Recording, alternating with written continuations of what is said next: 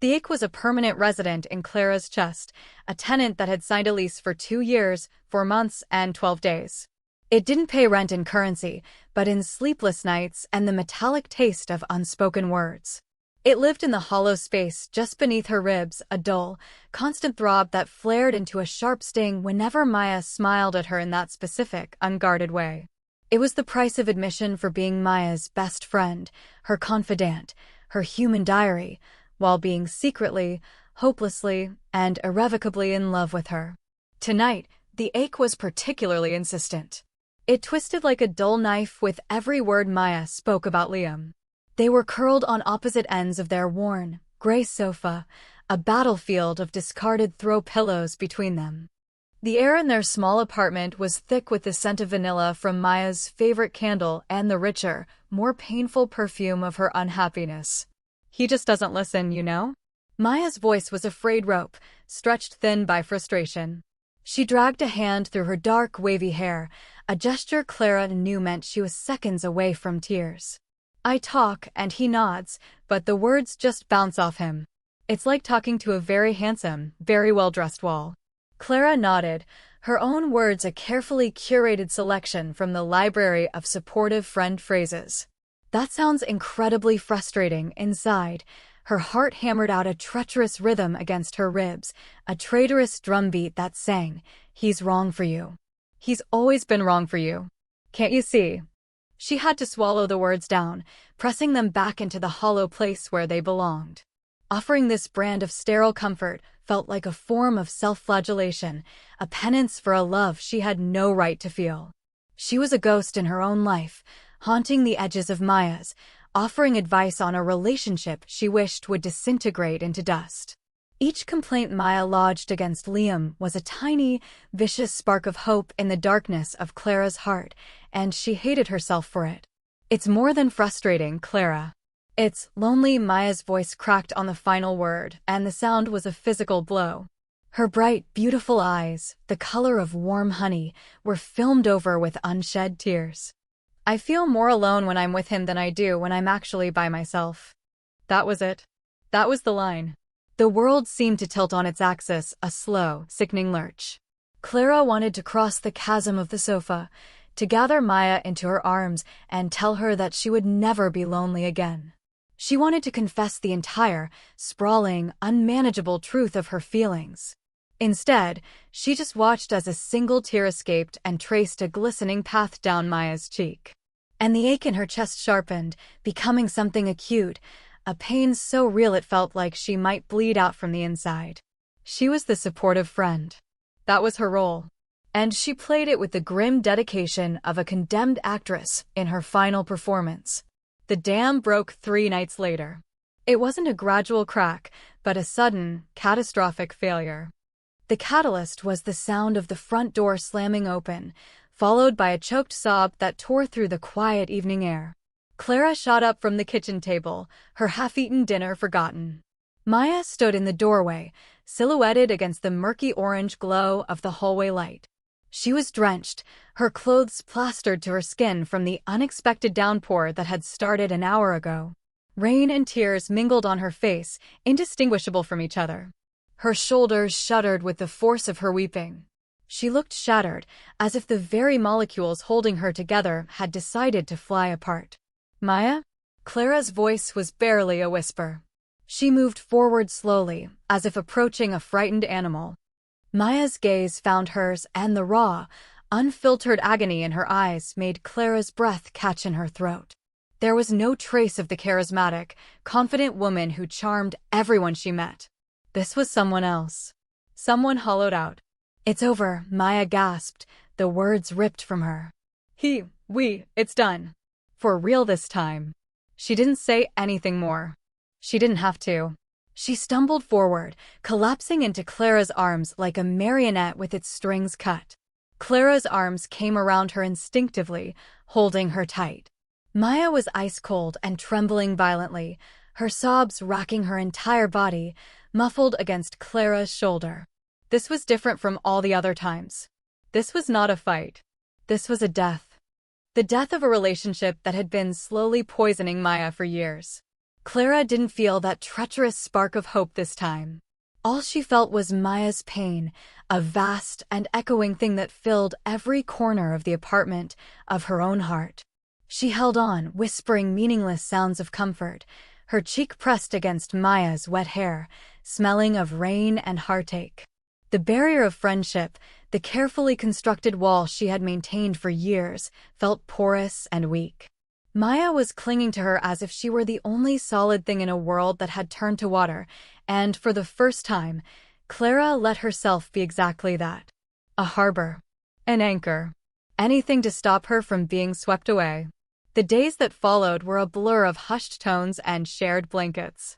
Maya moved through their apartment like a wraith, her usual vibrancy dimmed to a faint, flickering pilot light. She barely ate, slept in fits and starts, and spoke only in soft, fragmented sentences. Liam's name was a ghost that haunted their conversations, a specter they both refused to fully acknowledge. Clara's life narrowed its focus to a single point, Maya. She made tea that went untouched, soup that grew cold on the coffee table. She put on movies that played to an empty room while Maya slept on the sofa, her face slack with exhaustion.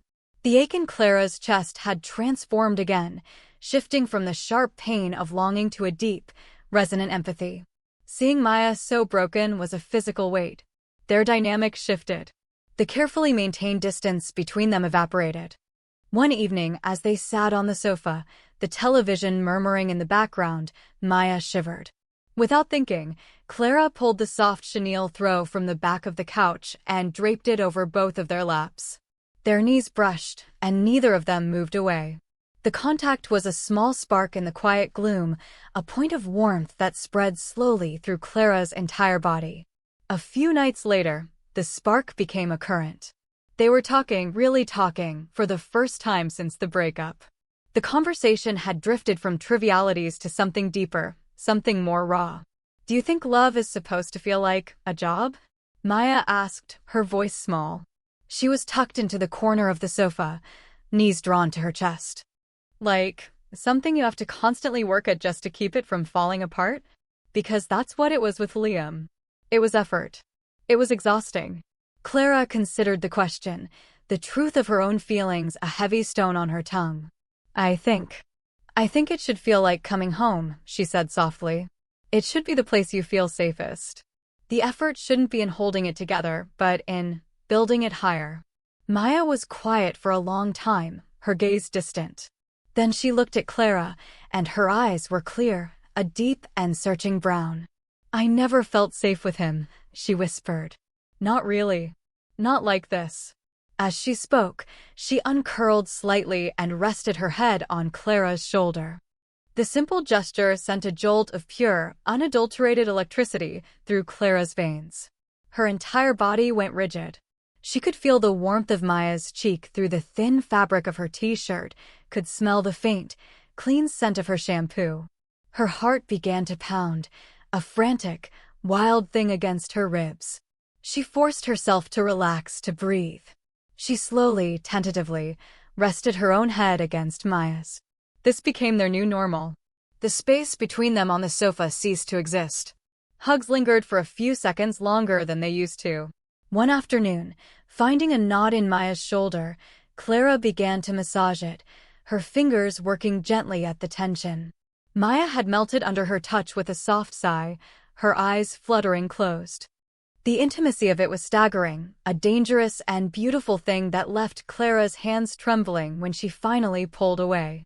She was living in a state of suspended reality, a delicate bubble of proximity that she was terrified to pop. She started noticing things, small shifts in Maya that a stranger wouldn't see. The way Maya's breathing would deepen when Clara was near. The way her gaze would sometimes soften and fix on Clara's face with an expression of unguarded wonder. One evening, while Clara was reading on the armchair, she glanced up to find Maya staring at her from the sofa. Maya didn't look away. Her expression was one of intense, confusing concentration. Her eyes drifted down, just for a second, to Clara's mouth. It was a flicker of movement, a barely perceptible shift, but for Clara, it was like a lightning strike in a clear sky. The world stopped. Her breath hitched. Maya's cheeks flushed a faint pink, and she quickly looked down at the book in her own lap, suddenly flustered. The bubble hadn't popped. It had solidified, turning from fragile soap film to something more like glass. They were on the other side of a line now. Clara just didn't know what was waiting for them there. All she knew was that going back was no longer an option. The world had shifted on its axis again, and this time, it felt like it might be shifting in the right direction. The point of no return arrived on a Tuesday night, disguised as a remedy for boredom. A cold front had swept in, bringing with it a chilling, persistent rain that rattled against the window panes. Maya, who had been slowly regaining her color and energy, seemed to slump back into a quiet melancholy.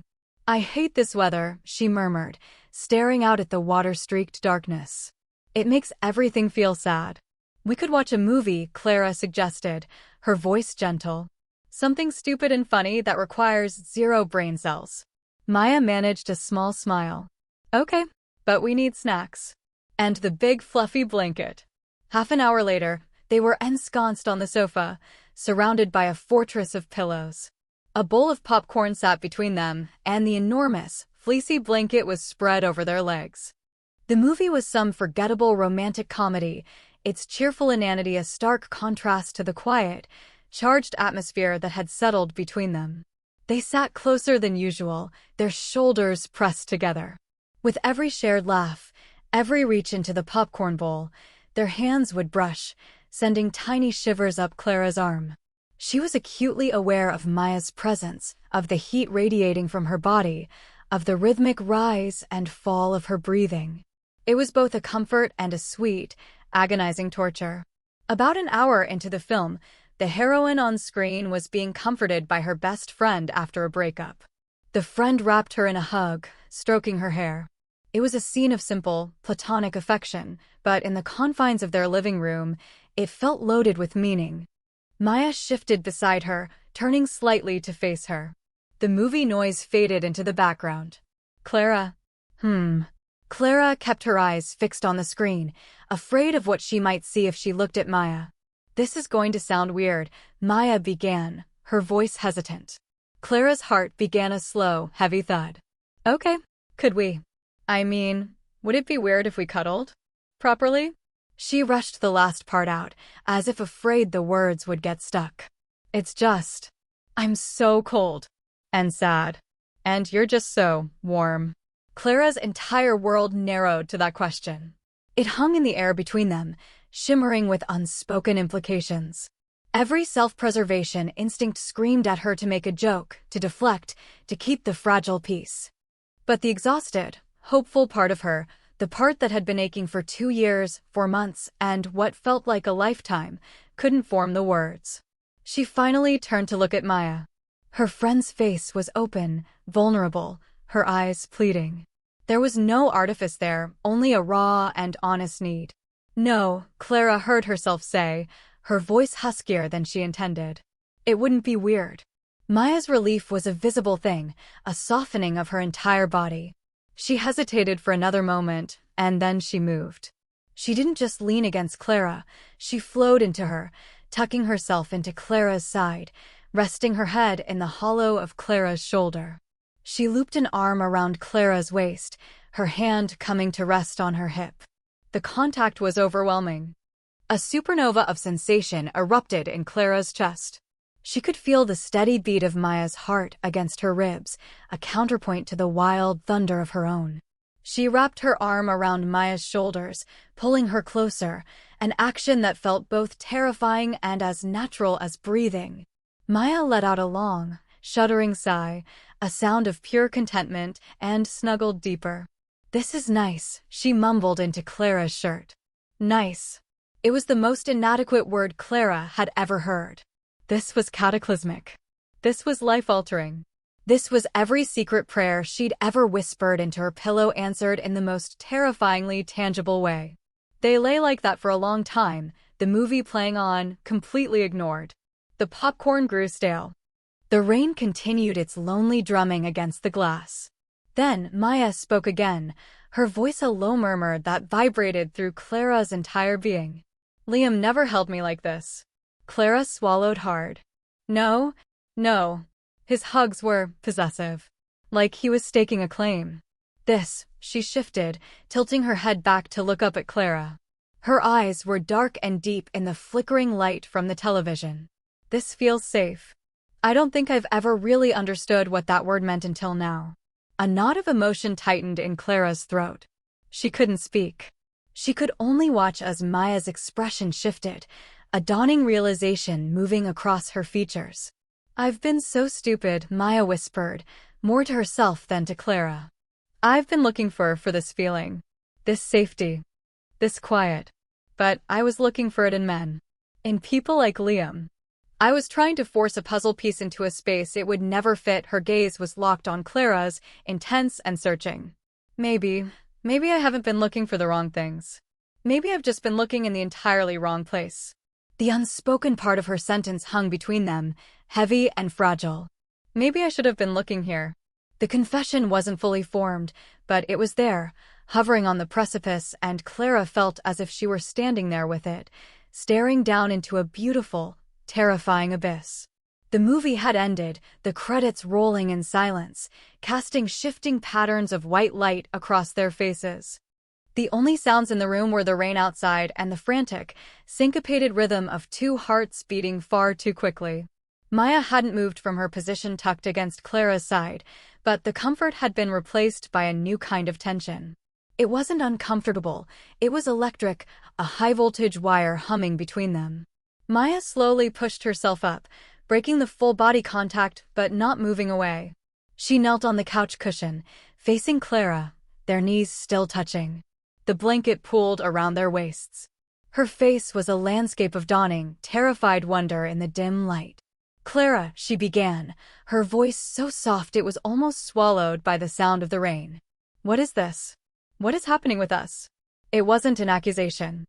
It was a genuine question, one she seemed to be asking herself as much as Clara. It was the opening of a door that Clara had been convinced would remain locked forever. The fear was still there, a cold stone in her stomach, but it was being eclipsed by a surging, brilliant hope. This was it. The point of no return. "I don't know, Maya," Clara answered, her own voice trembling slightly. "You tell me." Maya's eyes searched her face, looking for something, permission, maybe, or confirmation. "For weeks," she said, her voice gaining a sliver of strength, "I've felt more myself with you than I ever have in my entire life. When Liam left, I thought I would be devastated. And I was, for a bit. But the biggest feeling wasn't sadness. It was relief." She took a shaky breath. "And then, being here with you, it all started to make a horrible, wonderful kind of sense. The reason no one else ever felt right, the reason it always felt like I was playing a part, it's because my part wasn't with them." Her gaze was unwavering, her honey-colored eyes liquid with emotion. "It's you, Clara. I think it's always been you. I was just too blind to see it." The confession landed in the center of Clara's chest, not with a crash, but with a quiet, profound resonance that finally dislodged the ache that had lived there for so long. It unraveled, dissolving into a wave of pure, breathtaking relief. Tears pricked at the corners of Clara's eyes, hot and sudden. "Maya," she breathed, the name a prayer. A small, hysterical laugh escaped her. "You think?" Maya's brow furrowed in confusion. "What?" 2 years, Clara said, the words tumbling out now that the dam was broken. "For months. And 15 days. That's how long I've been waiting for you to see it." Understanding dawned on Maya's face, followed by a wave of something that looked like awe. "Oh," she whispered. "Oh, Clara. All this time." Clara could only nod, a single tear tracing a path down her cheek. Maya's hand came up, her thumb impossibly gentle as it brushed the tear away. Her skin was warm, and where she touched, a fire ignited. The contact was no longer accidental or platonic. It was deliberate. It was everything. "All this time you were listening to me complain about him," Maya said, her voice thick with regret and wonder. "And you never said a word." "I was too scared," Clara admitted. "I couldn't lose you. I would have taken you as my friend forever over not having you at all." "You're not going to lose me," Maya whispered, her face now inches from Clara's. Her gaze dropped to Clara's lips, and this time, it stayed there. Is it? She trailed off, her courage seeming to fail her. She took another breath and tried again. Can I kiss you, Clara? Is that okay? Time stopped. The rain, the world, everything ceased to exist beyond the space of that question. Clara leaned forward, closing the final inch between them, and answered the only way she could. Please. The first touch of their lips was tentative, a soft, hesitant question. It was a whisper of contact, featherlight and full of disbelief. For a second, that was all it was, a gentle testing of this new, impossible reality. Clara could feel the tremble in Maya's lips, matching the one in her own. Then, something shifted.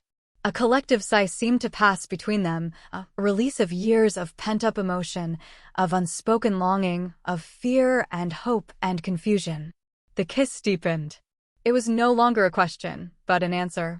A resounding, definitive yes. Maya's hand moved from Clara's cheek to the back of her neck, her fingers tangling in her hair, pulling her closer. Clara's hands came up to frame Maya's face, holding her as if she were the most precious, fragile thing in the universe. It was a kiss of homecoming. It was fire and relief, urgency and infinite patience. It was every conversation they'd ever had, every shared secret, every knowing glance. It was the taste of salt from their mingled tears and the sweet, undeniable rightness of it all. It wasn't a starting point, it was an arrival. When they finally broke apart, they were both breathless, their chests rising and falling in unison. They didn't move away, resting their foreheads together, sharing the same small pocket of air. Oh, Maya breathed out, her eyes still closed. Wow. Yeah, Clara whispered, her voice thick. Maya opened her eyes, and the love shining out of them was so powerful, so pure, it was like looking directly into the sun. That, she said, her voice full of a certainty that hadn't been there before, felt right. That felt like home. A tremor of fear, a faint aftershock of the seismic shift that had just occurred, ran through Clara. The euphoria of the kiss was absolute, but the reality of what it meant was dawning, vast and uncharted. I'm terrified, she admitted in a whisper, the confession feeling as intimate as the kiss itself. Maya pulled back just enough to see her face clearly, her expression softening with understanding. Her thumb stroked gentle circles on Clara's cheeks. Me too, she confessed, her own voice barely audible. I'm absolutely, completely terrified. I feel like I've just woken up from a very long dream, and I don't know any of the rules in this new world. The shared fear, spoken aloud, didn't amplify the anxiety. Instead, it seemed to cut it in half, making it a manageable burden they could carry together. But it's a good fear, Maya added quickly, her eyes searching Clara's for agreement. It's the kind of scared you feel when you're standing at the top of a roller coaster. You know it's going to be wild and maybe a little nauseating, but you also know it's going to be amazing. A watery smile touched Clara's lips. That's a very Maya analogy. Well, I'm still me, she smiled back, a genuine, radiant smile that reached her eyes for the first time in weeks. It was like watching the sunrise. Then her expression grew serious again, a shadow of the past crossing her features. God, I was so blind. I think a part of me knew all along. Every time I was with Liam, I was measuring him against you. The way he listened, the way he laughed at my stupid jokes, the way he made me feel, she shook her head in disbelief. Every single relationship I've ever had, they all came up short. I always thought there was something wrong with them or with me. But they were all just, not you. The words were a balm on wounds Clara hadn't even realized were still so raw. The ghost of Liam, the specter of all the men before him, finally dissipated, banished by the simple, powerful truth. We don't have to have it all figured out right now, do we? Clara asked, the question a plea for reassurance. No, Maya said, her voice firm with newfound conviction. She leaned in and pressed a soft, chaste kiss to Clara's lips, a seal on their new pact. We don't.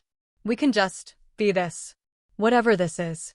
We can take it one day at a time and figure it out together. Together. The words settled into Clara's soul, warm and solid. It was the anchor she hadn't known she was searching for.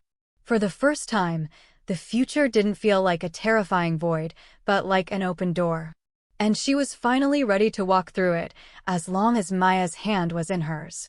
3 weeks later, the morning light slanted through the kitchen window, illuminating dust motes dancing in the air. The apartment was quiet, filled with the comforting, domestic scent of brewing coffee. Clara stood at the counter, watching the dark liquid drip into the pot, a small, peaceful smile on her face. The ache in her chest was a distant memory, a phantom limb from a life that felt like it belonged to someone else. A pair of arms slipped around her waist from behind, and a soft cheek pressed against her shoulder blade. "Morning," Maya mumbled, her voice thick with sleep. Clara leaned back into the embrace, her body relaxing into the familiar warmth. "Morning. Coffee's almost ready." "You're a lifesaver," Maya sighed, tightening her hold. They stood like that for a moment, swaying slightly, caught in the easy, natural rhythm they had fallen into. The terror and uncertainty of that rainy Tuesday night had melted away, replaced by a gentle, steady current of affection that ran beneath everything they did. There had been conversations, of course.